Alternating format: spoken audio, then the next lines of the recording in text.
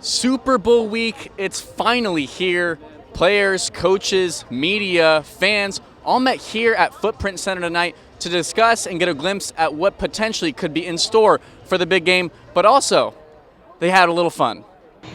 It was a pretty interesting and crazy night in Phoenix. You saw things you didn't expect to, you heard from the NFL's best, and you saw the love that comes with the game of football between fans and players. If the actual game come Sunday is as wild and fun as opening night, we will be in for a good one between the Kansas City Chiefs and Philadelphia Eagles. But before we get into the game, let's have some fun with the players. Frosted Flakes 1. I'm going to throw Fruity Pebbles number 2. It's not extremely substantial, but the flavor's just always there. I was going to say Corn Pops, but I can't have two big corn cereals in there. I'll say Reese's Puffs. Reese's Puffs, yeah. To be honest, I never even ate a Philly cheesesteak until I got a Philly. So they were good to me. You know, it's different spots. It's different spots to go to. I definitely had a lot of good ones, and I definitely had a lot of bad ones. You know, it's not no gourmet meal. You know, it's Philly cheesesteak at the end of the day. Simplicity is key. You don't want to reinvent the wheel. And I found that out real quick in Philly. That, you know, a lot of people put a lot of things in a Philly cheesesteak when it really just need cheese. Cartoon. Man, there are so many. Like a show, cartoon show. I always love Ben 10. I had to say Ben 10. I had a couple. I'd say Dexter's Laboratory, Powerpuff Girls. I liked Courage the Cowardly Dog. Dude, I just told them I wanted a standard Cuban. They made me wear it. I wasn't gonna wear it, but you know, they told me I had to come out here and throw something on. These ain't even mine. I had to buy these for my teammates, you know? What makes you so instant? Yeah, listen, somebody had been drinking a lot to vote on that. It was a taco spot I had last time I was here. I forgot where it was. It's like by Jimmy John's. I know it. Taco Boys? Yeah. I'm a fan. My mom's a fan. So definitely before we leave, hopefully that'll be our celebration meal. Robbie Gould drilling this through the Rams. No, I thought that was completely ridiculous. It makes no sense. It's kind of an agreed upon thing that at a certain time in warm-up, the other team's kicker is going to come to your side of the field, knock out his kicks really early on in the warm-up. This is likely the biggest game almost all these players will ever compete in, but that doesn't stop them from having a good time and showing their style and character. In Phoenix, Jack Pierson, Cronkite News. ASU men's basketball has a pivotal slate this week in their final home set of the season. Taking on Colorado tonight and Utah Saturday, the Sun Devils are still hovering over the NCAA tournament bubble. And as Cronkite sports reporter Jonah Krell shows us, every game is crucial. Gannon and the rest of the staff are taking over a Cardinals organization that needs rebuilding in almost every area. Not an easy task for a first-year head coach, but the positive energy that Gannon is bringing might just be exactly what the Arizona Cardinals need to get back on a winning track. In Phoenix, Jack Pierson, Cronkite News. Keeping it baseball, there's a high school player in the Valley that's catching the eyes of a lot of people. I'm talking about LSU commit from Saguaro High School. It's a sophomore. His name's Cam Caminetti. Remember that name. He can pitch, he can bat, he can really do it all. And our Nick Hogan had a chance to sit down and catch up with the top prospect. The Cardinals introduced their new head coach today. Jonathan Gannon is fresh off a Super Bowl run with the Philadelphia Eagles as their defensive coordinator.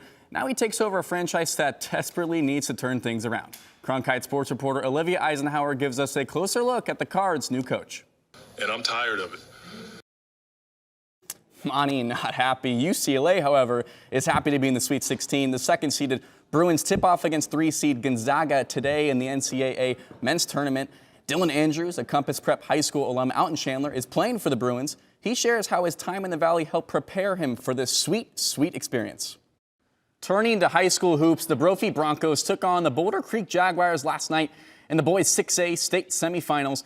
And let's just say it came down to the final second. And that punt return by Kadarius Toney in the fourth quarter was a Super Bowl record. 65 yards on the return that led to a Chiefs touchdown that really proved to be the difference in this one.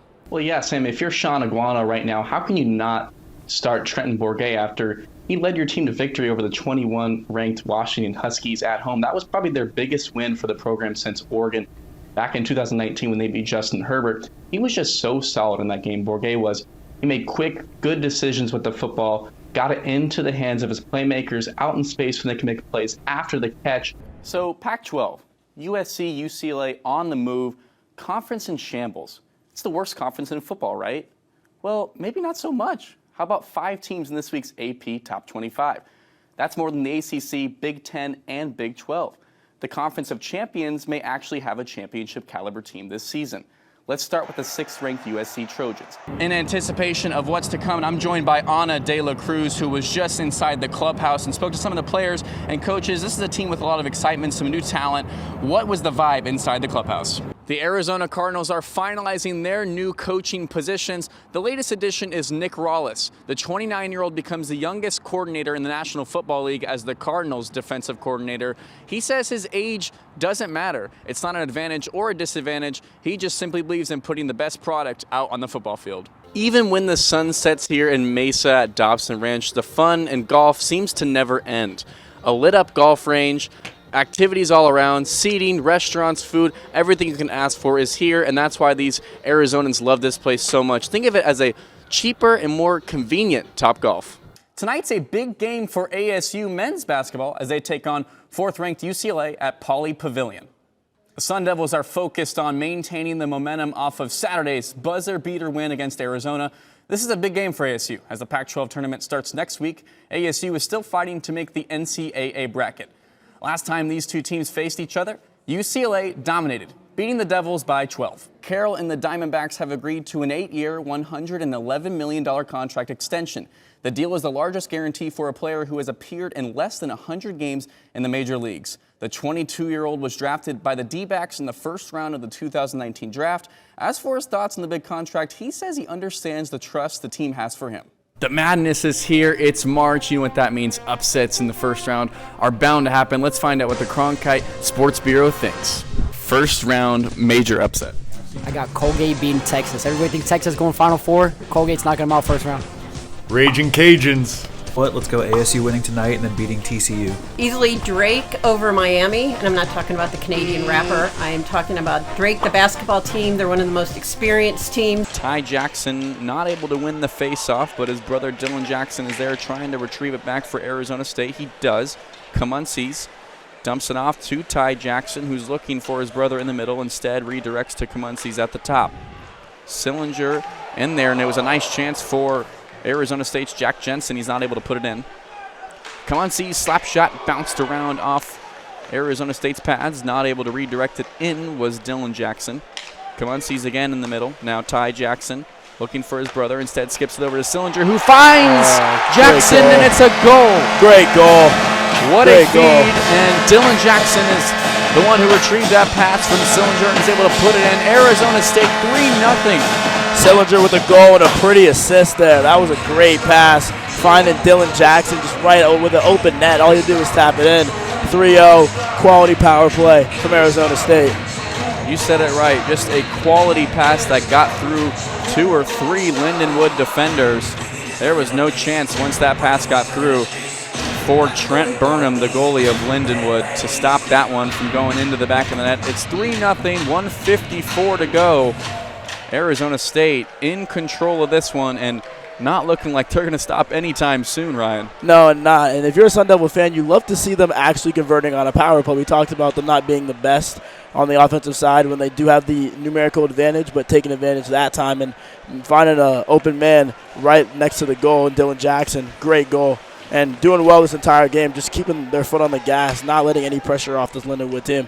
Arizona State once again in attack mode. Mastro Simone for Semick, who goes around the net, tries to twirl into the back of the net. No, it's Josh Doan on a backhand shot that's not going to go in, but it was a whistle before the shot. Wouldn't have counted anyways. Doan was working in the middle off the pass from Mastro Simone. We'll have another stoppage of play. Looks like a penalty, this time against Arizona State's Robert Mastro Simone. And it's another chance, the second power play chance for the Lindenwood Lions, and perhaps this could be a big spark. They need to come back here, and You're right, that the numerical game, playing the numbers, that's what this game is all about. Arizona State down a man here. See if Lindenwood can take this advantage now and make something of it. They haven't had much possession all game, and now they finally have the puck and see what we can do with the few minutes left the minute left or so in the period. Shot was blocked. And they're in the far side corner along the boards battling. Lindenwood still in attack mode. And a turnover by Lindenwood, easily cleared. It's one-on-one. Ryan O'Reilly, a chance, and easy save off the wrist shot by Ryan O'Reilly after the turnover by Lindenwood. Nice save by Trent Burnham. Ryan O'Reilly was working alongside the wing and wasn't able to put it into the back of the net shorthanded. It's about all you can expect, too, in that kind of situation. You know, you definitely want to create turnovers, and O'Reilly had a decent look at the net. Good save, though. Burnham's been busy all game. Good job to make the save. Ryan Alexander wins the faceoff for Arizona State. Again, they're still shorthanded. 38 seconds on the game clock, but we have a 1:15 on the penalty power play clock. Lindenwood has possession, and they'll start their attack this final 30 seconds. The crowd chanting here early, as it's just been all Arizona State. This student section couldn't be more rowdy. 15 seconds to go as Lindenwood starts their attack. Not a lot going on as this one's cleared by Arizona State once again. Price has it for Lindenwood behind the net. 1 second to go. 40 seconds on the penalty clock, so they'll get that to start off the second period. But it's all Arizona State, 3-0 as the first period comes to an end here at Mullet Arena.